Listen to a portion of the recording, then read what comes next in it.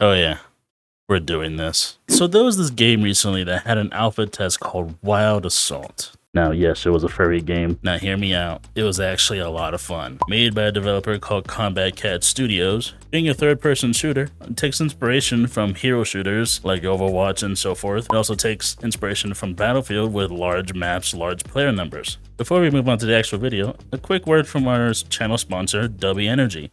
Hey guys, it's me, DJ. Real quick before you go anywhere, I just wanted to remind you guys about NoSkill Entertainment's still ongoing partnership with Dubby. Yes, they're still hanging out with us over a year later. And trust me, they have an array of delicious flavors, such as Dragonade, Dub Sludge, and Galaxy Grenade. And hey, maybe caffeine isn't your thing.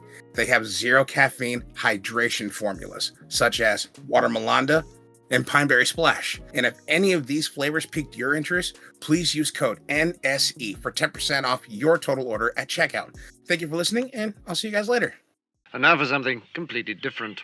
We're going to start with the first character that you're going to be introduced to as soon as you load into a game, and that's going to be Normand the Tiger, armed with an AK-47 that has quite a bit of recoil, but if you can manage to get that recoil down pat, that thing hits really hard. And an M1911 pistol, which is a trusty secondary that is shared amongst all the characters in the game so far. As part of this game's assault class, which it kind of explains itself, you are basically the frontline soldier. You want to go in there and just clear enemies. That is your job. You are DPS. I really like Normand. Other than a sniper, this guy really fits my play style of run in, gun, kill as many enemies as you can, and just have fun. He is your typical soldier character. All of his abilities meet the requirement of get in, get a bunch of kills, clear the point for your team, and then move on to the next. Speaking of his abilities, let's get started. We're going to start breaking down each character by their abilities and personal little takes maybe. Who knows? I might not have a lot to say. Some of them I didn't get a lot of playtime with, and or I just wasn't that great with them. Intimidation. Tiger roars in a cone in front of him, and any enemy in that cone is disarmed for like a second or two and cannot attack. The second ability is Breakthrough Potential, which increases your max health from 150 to 200, and if you're injured, heal a total of 50 health. You also heal a small amount when getting kills while the effect is active. His ultimate is Primitive Rage. The Tiger now has a melee lunge attack that is an insta-kill, as well as a quick melee attack that deals less damage. He also has increased damage resistance while the ultimate is active, and honestly, is a really fun ultimate in my opinion. But you have to also use it at the right time, or you will yield little results. You are very open, and if you just activate it out in the open, you're just gonna get targeted down by any enemies that see you coming at them. The next assault character is a bull, which I'm gonna be honest, I didn't do that well with. I'm not a good bull player, but if I took anything away from my time playing him, it's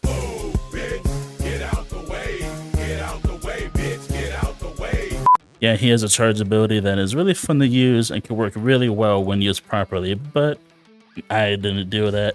I usually died right after I used it, so it can be chalked up to just me being really bad with that type of character. But it is a great distraction for your team to take advantage of enemy confusion. His other ability is a Smoke Grenade, which really doesn't need any explaining anyways. His ultimate is a riot shield, which I cannot confirm if it was paired with a shotgun pistol or not. I didn't really get to use it. I died every time I activated it, so that's on me. But I have seen players go crazy with his riot shield shotgun pistol pair, and let me be honest, people are likely going to focus you down if you activate this, but good luck. Now this is where things get a little fun. If anybody has been around this channel for very long, you probably already know that I love snipers. In any video game, I definitely play the sniper class 9 times out of 10. So here we have the Wolf Jack. He is a sniper class in the alpha test, and let me tell you this right now, he is amazing. I love my sniper classes, but man, was this guy fun. With the ability to one-shot headshot anyone with that sniper at pretty much any range, as well as abilities that complement him very well, there were a lot of discussions on him possibly needing a nerf, considering he was very strong and he saw a lot of playtime in the alpha test. I didn't really help with that because I was probably one of the people that people got sick with. My god, that I have some really good games with this guy. Might have pissed off a couple people. And I don't blame him. His abilities and his sniper, really good, felt really nice. Now let's start with his abilities. First one is armor piercing projectile. It drills through walls and all sorts of other cover with a small explosion that kills or deals damage to anyone close to it. This is an ability that I like to call in-game wall hacks. Let's be honest, it lets you see outlines of enemy players through walls. Though it has a limited range, it is pretty generous. I mean, being a sniper, having that generous range of an ability allows you to pick off enemies from a distance without being too close. Being a sniper and being able to see your enemies wherever they're at in real time, pretty strong. And wouldn't be against a little bit of a nerf though. I don't know. Now his ultimate ability is firepower cover, which you can call artillery on a targeted area that the player has to set himself, as well as a great ability to get enemies moving out of cover or clear an area with heavy enemy presence. Keep in mind you stand still during the ultimate activation, so it makes you pretty vulnerable, and so you need plenty of cover to activate it before you use it. Now let's start with the bear. I don't remember his name, but you're probably going to see his name right here. Yes, the bear, this big guy. He is for all you players that love carrying around your own deployable cover, as well as a big 150 round box LMG to just spray all your enemies down. Yes, I'm talking to you, DJ. Personally, not my playstyle. I will say that the LMG was a lot of fun and it had a lot of potential of just spray and pray, being able to hold people down, just continuous fire.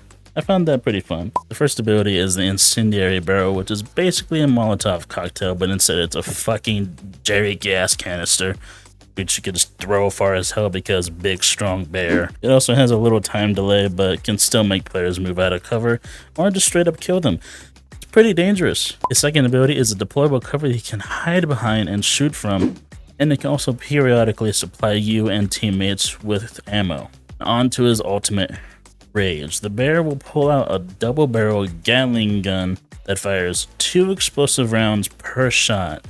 The best part of this is it has no timer, so you can keep using it until you either run out of ammo or you die. The explosions leave behind flames that can inflict players with fire damage on top of that, so be careful where you step if you do somehow manage not to get hit by this thing. And now let's talk about the skunk, Marquez, aka the Stink Queen. And I'm not saying that because she's a skunk. Armed with a VSK-92 marksman rifle, she can deal damage to mid and long ranges effectively. The first ability is a poison gas bomb that explodes into a cloud of poisonous gas, damaging any enemy player within the cloud. It also has a slow effect that slows players that are affected by the poison. Her second ability is Deadly Trap. She deploys a proxy gas mine that explodes when enemy players get near it, leaving behind a poison cloud that poisons any players that are dumb enough to walk into it. Now her ultimate is Poison Gas Invasion. The player launches a row of poison gas bombs horizontally or vertically onto a targeted area. This is great for cutting off areas and dealing lots of poison tick damage in a wide area, especially when there's a lot of players trying to capture one flag or whatever. So just launch that shit in and watch the damage rack up. Now, let's get to the bane of my fucking existence. Now we're gonna talk about the rabbit, which I'm not even gonna try to pronounce her name. I'm probably gonna butcher it, but this is the rabbit, aka the character that everyone was down bad for. Now she was everywhere, and easily the fastest character in the game, on top of being the only healer, also being probably one of the most deadly given her speed and the weapon that she was given. Armed with a PPSH SMG that had hardly any recoil, she was a menace. First ability, anti-inflammatory drug. She throws a potion that heals her and any teammate with a small AoE. She either can let it run its course or retrieve it to trigger a full recovery heal effect to her and any surrounding allies. The second ability, quick evasion. It's a dodge roll, enough said. And finally, her ultimate, the bane of my existence. It releases a potion that provides continuous healing to teammates in range and can revive down teammates on top of it. Anywhere around her is just a huge heal AoE, and it's very useful. It is silly how strong it is. I have seen a squad of players mag dump into her while her ultimate is in effect, and she still didn't go down. All in all, for an alpha, this game is alright, and it's really fun. It's Still needs a lot of work though. I can see this game having a lot of potential in the near future. You can even join their Discord, get updates to the game, or even when they're going to be posting other alpha/beta tests in the future. But these have been my thoughts and character breakdown of Wild Assault. I'm gonna be honest, I really do enjoy this game and I cannot wait to see what Combat Cat Studios does with this game. I do enjoy playing this game a lot. Me and my friend DJ have been playing it a bunch, and we cannot wait to see what the final product of this game is. Last I heard, the devs are looking at making a panda character, which I cannot wait to see. A lot of players were saying red panda, but we'll see. But that is it for this video. If you guys do enjoy this, please just remember to leave a like, and also tell me your thoughts on the game. Have you played it? Do you want to play it? Tell me in the comments.